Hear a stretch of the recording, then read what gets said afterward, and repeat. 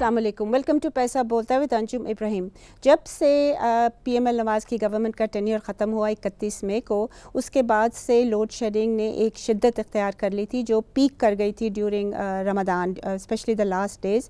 और एक वक्त में तो 8000 मेगावाट का शॉर्टफॉल था जो कि पीबीपी के वक्त में होता था और जो रिसेंट मंथ्स में नहीं देखा गया। इसकी क्या वजह थी, इसको डिस्कस करेंगे हम आज। हमारे साथ फ़ोन लाइन पे हैं ताहिर बशारत चीमा साहब जो कि फॉर्मर एमडी हैं पेप्को के, और स्टूडियो में हमें दो नॉन पार्टिजन हम समझते हैं रिपोर्टर्स हैं। एक मुश्ताक घुम्मन साहब सीनियर रिपोर्टर हैं बिजनेस रिकॉर्डर के, ही इज़ ऑल्सो इनकी बीट है वाटर एंड पावर, और उनके साथ हैं ज़हीर अब्बासी साहब, इनकी बीट है इकोनॉमी और most specifically ministry of finance. Basharat साहब, मैं आपसे शुरू करूँगी, आप बताइएगा कि ये क्या वजह थी कि suddenly the load shedding peaked again at 8000 मेगावाट इन एट वन पॉइंट।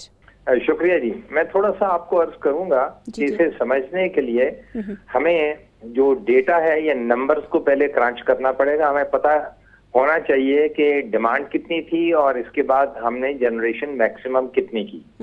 तो हमने ये देखा कि रमजान के शुरू ही में डिमांड जो है वो टेम्परेचर्स के मुताबिक बढ़ती गई और एक वक्त वो 27,600 मेगावाट पे आ गई। आम फहम जुबान में कहिए कि 28,000 मेगावाट की डिमांड थी, जबकि उस वक्त जनरेशन जो सबसे ज्यादा थी पीक आवर्स में वो 20,000 हुई। तो ऑटोमेटिकली ये ट्रांसलेट कर जाती है 8,000 मेगावाट के शॉर्टफॉल पे। जनरेशन में इजाफा बिल्कुल हुआ है, लेकिन उसके साथ साथ जाहिर है डिमांड में भी बढ़ोतरी होनी थी। और खास तौर पे जब कोई भी हुकूमत ये ऐलान करती है कि हमने बिजली के मामले पे काबू पा लिया है और इसके बाद जनरेशन जो है बहुत ज्यादा होगी और कोई लोड शेडिंग नहीं होगी, तो ऑटोमेटिकली इंडस्ट्री जो है उसमें भी नई मशीन्स लग जाती हैं, एग्रीकल्चर के ट्यूबवेल्स के लिए अप्लाई कर दिया जाता है। और इन सब से भी कहीं ज्यादा जो है वो एयर कंडीशनिंग में पाकिस्तान में जोर लगता है। गर्म मुल्क है, इसलिए आप हैरान होंगे कि 2017 और 2018 में 8-8 लाख एयर कंडीशनर जो है लोगों ने इस्तेमाल किए। तो बट एक सवाल इसी के हवाले से मैं करना चाहूँगी कि ये जो डिमांड है जो आप कह रहे हैं कि वो बढ़ जाती है, but isn't that a normal natural progression and should have been forecast? ये तो अभी आप ज़हन में रखिए कि अभी ये सप्रेस्ड डिमांड है, क्योंकि जब से ये मतलब जब 2 से 3 साल तक बिल्कुल 100% जो डिमांड है पाकिस्तानी वो सैशिएट होगी, जनरेशन जो है मौजूद होगी और लोड शेडिंग नहीं होगी, तो फिर आप ये देखिए मेरे ख्याल से पाकिस्तान में यानी कि कराची से ऊपर जो है हमारे पास सप्रेस डिमांड जो है वो 10,000 मेगावाट के करीब है, जबकि कराची की सिर्फ जो है 2,000 मेगावाट है। यानी कि आप अंदाजा लगाइए कि जब जी बशारत साहब, बट जो सप्रेस डिमांड है that is not right now the reason for load shedding. So if we come back to the load shedding issue, इतनी ज़्यादा आपका ख्याल में कि किस तरह हो गई है कि क्या ये गवर्नमेंट जो पुरानी गवर्नमेंट थी वो प्रोजेक्ट नहीं कर सकी demand accurately? Would that be a fair assessment? मैं थोड़ा सा हेल्प करूं कि पाकिस्तान में एक और फिनोमेना भी है, जो जनरलिस्ट है सिविल सर्वेंट जो है उसके जिम्मे ये काम लगा दिए जाते हैं जबकि ये प्रोफेशनल के जिम्मे होने चाहिए।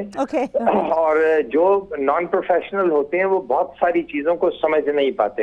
यानी कि मौसम थोड़ा सा बेहतर हुआ तो कह दिया कि हमने कमाल कर दिया। मसलन हमारे पास हर साल जो है सितंबर, अक्टूबर, नवंबर ये 3 महीने ऐसे आते हैं कि इसमें पहले भी लोड शेडिंग बहुत कम हुआ करती थी, बल्कि कई ऐसे भी मौके आए कि जब नहीं होती थी। तो जब ये मौका आया तो कह दिया कि हमने इसे लोड शेडिंग को ओवर पावर कर दिया। इस तरह होता नहीं है। और ये नॉर्मल डिमांड है। अभी इसमें जैसे मैंने पहले कहा कि सप्रेस डिमांड जो है अभी तक मौजूद है, वो अभी आनी है। इसके अलावा मैं आपको थोड़ा सा अर्ज करूं, बहुत ही जरूरी है कि पावर क्राइसिस में से निकलने के लिए इसके 3 फैसेट्स होते हैं। जनरेशन, हाँ उसमें कुछ काम हुआ, इसके बाद जो ट्रांसमिशन लाइंस और डिस्ट्रीब्यूशन सिस्टम्स हैं उस पर भी काम नहीं हुआ। तो ये जो कॉन्स्ट्रेंट्स थे ट्रांसमिशन के और डिस्ट्रीब्यूशन के, उन्होंने भी लोड शेडिंग में ऐड किया। Okay, alright, I'll come now to the studio and घुमन साहब आप बताइएगा, इन्होंने ट्रांसमिशन का जिक्र किया और डिस्ट्रीब्यूशन नेटवर्क का जिक्र किया। These are very very major issues and we have been talking about them for a long while. Why did the PML Nawaz government fail to deal with this? इन्होंने कोई holistic approach तो नहीं ली फिर? Basically उनकी government का ज़्यादा focus जो था कि जनरेशन भी रहा है इन ट्रांसमिशन पे, ज़्यादा या बिल्कुल ही नहीं रहा? नहीं, ज़्यादा रहा, किया तो है लेकिन इतना नहीं किया, क्योंकि सिस्टम में ओवरहाल करने के लिए डिस्ट्रीब्यूशन का और जो ट्रांसमिशन का उसके लिए ऑलमोस्ट 4 से 5 बिलियन डॉलर चाहिए थोड़ी, और इन्वेस्टमेंट ज़ाहिर है 2 इदारे आपके साथ कर रहे हैं, या तो एडीबी पैसे दे रहा है या उसके लिए वर्ल्ड बैंक दे रहा है, तो इतने पैसे तो वो भी नहीं दे सकते। चाइना पाकिस्तान इकोनॉमिक कॉरिडोर का ट्रांसमिशन से तो लाइन तो बचाने के लिए कर रहे हैं, ओनली फॉर जनरेशन, जी वो जनरेशन के लिए, ट्रांसमिशन के लिए, लेकिन इस सिस्टम के लिए ऊपर ये पैसे नहीं खर्च कर रहे, और ये जब तक इतना पैसा इन्वेस्ट नहीं होगा, 1 साल में करें, 2 साल में करें, 3 में करें, तब जाके ये सिस्टम जो पूरा जो है वो रिवाइटलाइज होगा। और तभी we'll take a short break here ख़वातीन हज़रात। मगर ये बड़ा इंपॉर्टेंट पॉइंट रेज़ किया है घुमन साहब ने कि unless you invest in transmission and distribution you have to take a holistic approach, और मेरे ख्याल में PML नवाज गवर्नमेंट जो थी वो ये लेने में कामयाब नहीं हुई। ब्रेक लीजिएगा, वील बी राइट बैक।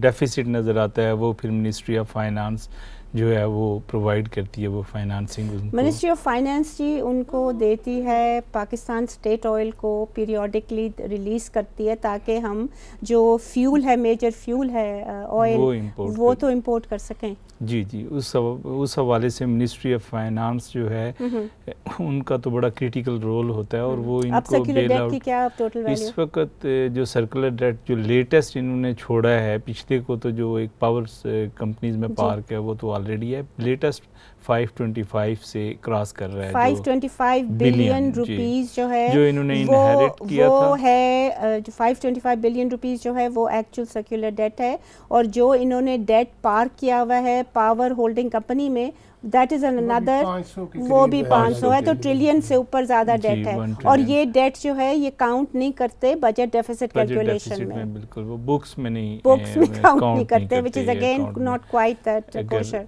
तो इस हवाले से मिनिस्ट्री ऑफ फाइनेंस, अब ये जो केयर टेकर है, अगर ये जो सर्कुलर डेट जो बढ़ता चला जा रहा है, आपने कहा कि ट्रिलियन से ज़्यादा है, तो tell me something, will the caretakers, are they tempted to release money? मतलब 10-15 बिलियन तो करते थे ना PSO को ऑन नॉर्मल बेसिस, वो कोई है अटेम्प्ट करने का? उसमें असल में 2 चीज़ें होती हैं, एक तो ये होता है कि जो कलेक्शन होती है उसका एक जो पोर्शन है वो डायरेक्टली जो है वो उनको PSO को पे कर दिया जाता है, और कुछ जो है फिर जो सब्सिडी जो डिस्कोस कलेक्ट करती हैं उसमें से कुछ अमाउंट जो है वो PSO को पे कर देते हैं फॉर पास्ट पेमेंट्स जो ड्यू हैं जी। और फिर दूसरा होता है सब्सिडी का, सब्सिडी के पे डिस्को जो है वो अपनी क्लेम्स भिजवाती हैं फाइनेंस के पास, फिर वो वेरीफाई होते हैं, फिर जब अमाउंट रिलीज होती है तो फिर वो उनको पेमेंट करती है, लेकिन बहुत ज़्यादा वो तो but ministry of finance directly also सब रिलीजेस पेमेंट टू PSO, पर वो करती इन्हीं के कहने, जब तक पावर मिनिस्ट्री है या डिवीजन ना करे, चोक अप ना हो जाए, जी उस वक्त तक वो नहीं करते, वो डायरेक्ट करते जरूर हैं, लेकिन ये लिख के देते हैं कि इनको इतना कर दे, बाद में इसमें एडजस्ट कर लेंगे जब हमारी आएंगी तो बट सर्कुलर डेट जो है वो अगर चोक कर दे वो पूरे पावर सेक्टर को, तो उससे भी जनरेशन जो है वो अफेक्ट होती है। बिल्कुल, ये अभी पीछे जो हो रहा था सिलसिला इस गवर्नमेंट के पहले से, तो ये इतना हो गया था, तो ये कह रहे थे जी हम कुछ करके जाएंगे, वी डोंट नो कि उन्होंने कुछ किया है उसमें या नहीं किया, बहुत सारी चीज़ें जो हैं वो अभी रिवील नहीं हुई हैं, और केयर टेकर्स जो हैं वो they are being very careful because they don't want to be seen कि हम प्रो PML या एंटी PML स्टेटमेंट्स दे रहे हैं। क्यों चीमा साहब, what are your views on this circular debt? मैं थोड़ा सा अर्ज करूंगा जी जी कि जैसे जनरेशन की हमने बात की, ट्रांसमिशन एंड डिस्ट्रीब्यूशन की बात की, इसकी जो तीसरा पिलर है वो है सस्टेनेबिलिटी या economic working of the power sector. तो ये जनरेशन के लिए तो कुछ काम हुआ ना, डिस्ट्रीब्यूशन ट्रांसमिशन के लिए काम हुआ ना, ही इसकी सस्टेनेबिलिटी पे काम हुआ। हालांकि आप ध्यान में रखिएगा कि 2013 में जो रिसीवेबल्स थे पावर सेक्टर के वो 423 अरब थे, जो कि इस वक्त 870 अरब रुपए हो चुके हैं। सो एक्चुअली परफॉर्मेंस आप जो कह रहे हैं सस्टेनेबिलिटी वो ज्यादा इरोड हुई है ये 5 साल में। जी बहुत ज्यादा इरोड इसलिए हो गई है कि टैरिफ जो है वो तकरीबन 7.5 रुपए से 14 रुपए पे आ गया औसतन, यानी कि उसे बढ़ाया गया। डार इकोनॉमिक्स के तहत बहुत सारे लॉसेस जो हैं वो पाकिस्तानी कस्टमर, बल्कि पाकिस्तानी जो कंप्लायंट कस्टमर है उसे पास ऑन किए गए। लेकिन रोना ये है कि जो कलेक्शन है वो बहुत गिर गई है। तो वो मिनिस्ट्री ऑफ फाइनेंस क्या करे? मिनिस्ट्री ऑफ फाइनेंस जिसे कहते हैं टकसाल तो है नहीं कि जो चीज निकली वो दे दी गई। अच्छा, इसमें क्या वजह है कि ये क्यों जिसे कहते हैं कि टैरिफ भी बढ़ाना पड़ा और इसके बाद सस्टेनेबिलिटी या इकोनॉमिक्स भी खराब हो गए? इसलिए कि जितनी नई जनरेशन कॉन्ट्रैक्ट की गई है वो महंगी है, वो बास्केट प्राइस जो हमारी है उससे ज्यादा है। फर्ज कीजिए कि बास्केट प्राइस हमारी जो है 6 रुपए थी, तो जितनी भी नई जनरेशन जो है 10,000 मेगावाट तक, जिसमें से कुछ आ गई और बाकी अभी आएगी, उसकी जो जनरेशन है वो है ही जिसे कहते हैं कि 9 रुपए 9.5 रुपए इस वक्त है जी LNG की, और इसके बाद सोलर जब जाएगा वो 16 पे जाएगा। इसी तरह विंड जो है वो भी 16 पे जा रहा है। तो इस वजह से रेट कम नहीं हो सकते, वो आम सारिफ की बसात से कहीं बाहर है। और इसके बाद हुआ ये कि जो फेडरल गवर्नमेंट की आउटरीच होनी चाहिए थी सिंध गवर्नमेंट के साथ, बलूचिस्तान के साथ, खैबर पख्तूनख्वा के साथ, वो नहीं रही, बल्कि पंजाब गवर्नमेंट के साथ भी नहीं थी। इस वक्त आप अंदाजा लगाइए कि जो प्रोविंशियल गवर्नमेंट्स हैं उन्होंने भी तकरीबन 150 अरब रुपए देने हैं। आप इससे जरा अंदाजा लगा लीजिए, यानी कि जोर सिर्फ जनरेशन पे लगाया, बाकी किसी चीज पे नहीं है। और हालांकि अभी हम सब्सिडी की बात कर रहे थे, सब्सिडी रिड्यूस कर दी गई है, टैरिफ बढ़ाया गया, उस पर सर चार्जेस लगाए गए हैं जो इनएफिशिएंसीज हैं, और इसके बाद फाइनेंशियल चार्जेस हैं जो पावर होल्डिंग कंपनी में पैसा पड़ा हुआ है उस पर भी हमने सूद देना है, वो भी आम लोग दे रहे हैं। Oh my तो God. मकसद क्या हुआ? ये जी I'll take a short issue management का। जी बशार साहब, I'll take a short break here. Please stay with us, Khawatine Hazrat. We'll take a short break now.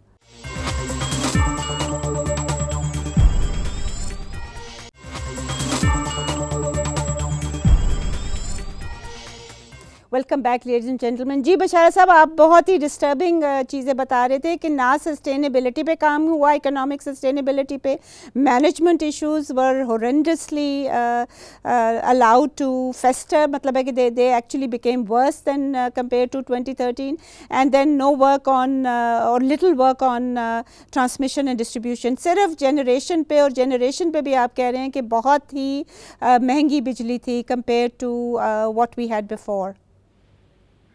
जी इस तरह है कि मैं जो पहली बास्केट की मैं बात कर रहा था उसमें कुछ महंगी बिजली भी होगी पुरानी स्टेशंस की, लेकिन उसमें क्योंकि हाइड्रो जनरेशन थी वो मिला के जब हिसाब लगाया जाए तो जितने नए कॉन्ट्रैक्ट किए गए हैं पावर हाउसेस उनकी बिजली से वो कहीं सस्ती है। नतीजतन जब बास्केट में एक महंगी बिजली ऐड होगी तो आगे ही जाएगी, कम तो नहीं हो सकती। सही है।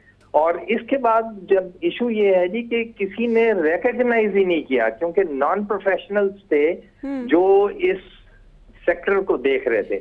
यानी कि आप इमेजिन कीजिए कि वापडा का काम जो है वो उठ के ministry of water and power में चला गया, जो अब पावर डिवीजन बन गई है, और वो बेचारा सिविल सर्वेंट जो जनरलिस्ट वहां बैठा हुआ है उसके जिम्मे लग गया कि आपने लोड शेडिंग करानी है, नंबर 1, नंबर 2 आपने पावर हाउसेस भी चलवाने हैं, और नंबर 3 लोगों को खुश भी रखना है। तो आप मुझे ये बताइए कि वो बेचारा क्या कर सकेगा। हालांकि एक बड़ा हॉरेंडस टूल भी इस्तेमाल किया गया जो हुकूमतें नहीं करती, बहरहाल प्राइवेट एंटरप्राइज तो हमेशा करता आया है, वो है रेवेन्यू बेस्ड लोड शेडिंग। उसमें किया क्या गया कि जहां 10% से कम लॉसेज हैं वहाँ मिनिमम लोड शेडिंग, या जब बिजली हो तो लोड शेडिंग नहीं होगी। इससे ज्यादा जहाँ लॉसेस होंगे वहाँ दबा के लोड शेडिंग की जाएगी। अब हुआ क्या कि जो सिस्टम है खैबर पख्तूनख्वा का, बलूचिस्तान का, सिंध का, क्योंकि वहाँ ह्यूज स्ट्रैप्स ऑफ एरियाज जो है वो बिजली के बगैर थे, लाइनें भी लंबी हैं, सिस्टम भी कमजोर है, तो वहाँ लॉसेस वैसे भी यानी कि टेक्निकल लॉसेस भी ज्यादा हैं। चोरी और सीना जोरी तो एक अलग इशू है। तो हुआ क्या कि सारी लोड शेडिंग जो है वो 3 सूबों में एक लिहाज से हो रही है, और नेशनल कोहेजन के इश्यूज भी क्रिएट हो गए। ये जो चीज थी, ये रेवेन्यू बेस्ड लोड शेडिंग की, ये के इलेक्ट्रिक ने स्टार्ट की, लेकिन वो एक प्राइवेट एंटरप्राइज था। मैं उसके बोर्ड पे था, वहां झगड़ा होता था कि ये आप ना करें, ये लोगों के साथ ज्यादती। अब इमेजिन कीजिए कि कराची डिफेंस में कोई लोड शेडिंग नहीं, जबकि हब चौकी, इसके बाद उथल, विंडर, ये छोटे छोटे शहर हैं जो के इलेक्ट्रिक की ज्यूरिसडिक्शन में आती हैं बलूचिस्तान के, वहां बिजली पहुंचती ही नहीं थी। और कराची के भी जो डिप्रेस्ड एरिया से वहां भी बिजली नहीं दी जाती। तो के इलेक्ट्रिक तो कर सकता है, मुल्क को तो नहीं करना चाहिए। जी सही है। ओके घुमन साहब, I will come to you. What are your thoughts on the electricity crisis? नहीं, बहुत सारी चीजें बड़ी इन्होंने चीमा साहब ने कह दी है। उसमें एक तो ये कि इन्वेस्टमेंट का इशू है। हालांकि टैरिफ के अंदर नेपरा जो है उनको हर जब भी वो टैरिफ की पिटीशन लेके जाते हैं उसमें कहते हैं जी इस साल हमें सिस्टम को इम्प्रूव करने के लिए इतनी इन्वेस्टमेंट हमने करनी है, और वो टैरिफ के अंदर अलाउ की जाती है। मगर जब वो नेक्स्ट ईयर जाते हैं या 2 साल बाद जाते हैं टैरिफ की पिटीशन लेके, तो पूछते हैं भाई आपको तो इतनी अलाउ की थी, आपने क्यों नहीं की? तो वो कहते हैं हमें ऊपर से अलाउ ही नहीं किया गया। फाइनल वर्ड्स अब्बासी साहब। इस वक्त तो सूरत हाल ये है कि इनका जो इन्होंने पावर प्लांट लगाए हुए, अगर वो सिस्टम में आ भी जाए तो ये सिस्टम इसको वही जो बशार साहब कह रहे हैं कि चीमा साहब कह रहे हैं कि वो तो ट्रांसमिशन के इशू होंगे। सर्कुलर डेट का जो इशू है उसमें तो फाइनेंस मिनिस्ट्री के खुद हाथ बड़े, वो जो उनकी सूरत हाल है फिस्कल साइड है। और लेट्स नॉट फॉरगेट कि फाइनेंस मिनिस्ट्री, अभी वो जो डॉक्टर शमशाद अख्तर हैं केयरटेकर फाइनेंस मिनिस्टर, उन्होंने यही कहा है कि बजट डेफिसिट कितना होगा by the end of June, ये तो पता ही नहीं है। बिकॉज वो जो अभी तक जा रहा था कोई 6.1 6.2%, और एस्टिमेट्स जो इंडिपेंडेंट इकोनॉमिस्ट हैं वो कह रहे हैं कि 7 पॉइंट ऊपर चला जाएगा, 8 से ऊपर चला जाएगा, which is more than what the PML Nawaz government inherited. ऊपर से इनके पास वो भी नहीं है, फॉरेन एक्सचेंज रिजर्व्स की भी जो इशू है टू पे for imports and stuff like that. ख़वातीन हज़रात, आपने सुना कि जो सिचुएशन हमारी इलेक्ट्रिसिटी की है वो बहुत गंभीर है, एंड अनफॉर्चुनेटली PML नवाज जो है उन्होंने यही क्लेम किया है कि हमने देखें लोड शेडिंग को एलिमिनेट कर दिया, इसकी वजह से आप हमें वोट दें। अनफॉर्चुनेटली वो अप्रोच उनकी जो थी वो होलिस्टिक नहीं थी। One would hope that they have learned, if they come back into government, they have learned a lesson, और नेक्स्ट टाइम जैसे कि चीमा साहब ने कहा कि we need experts, you need sector experts, you don't need generalists, you don't need a committed Chief Minister Punjab or Nawaz Sharif साहब as when he was the Prime Minister कि जी हमने generation करनी है। You need somebody who has the capacity to take informed decisions, और वो तो experts ही कर सकते हैं। Management remains an issue, which is why we have the situation that we have today कि generation जो है वो काफ़ी है, मगर जो उसको transmit करने का system है वो available नहीं किया गया।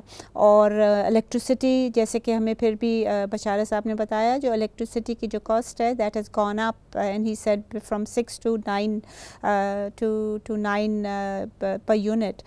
और ये चीज़ जो है ये LNG जिसका बड़ा शोर मचाते हैं हमारे शाहिद खाकान अब्बासी साहब, मचाते थे कि जी बहुत अच्छी डील कर दी है और हम LNG के प्लांट्स लगाएंगे। That was obviously a solution that is much more costly than what we had before. We need the next government, whichever government it may be, to really revisit the power sector once again and look at it in a holistic manner and to hire sector experts। इजाज़त दीजिए, इसी के साथ खुदा हाफिज़।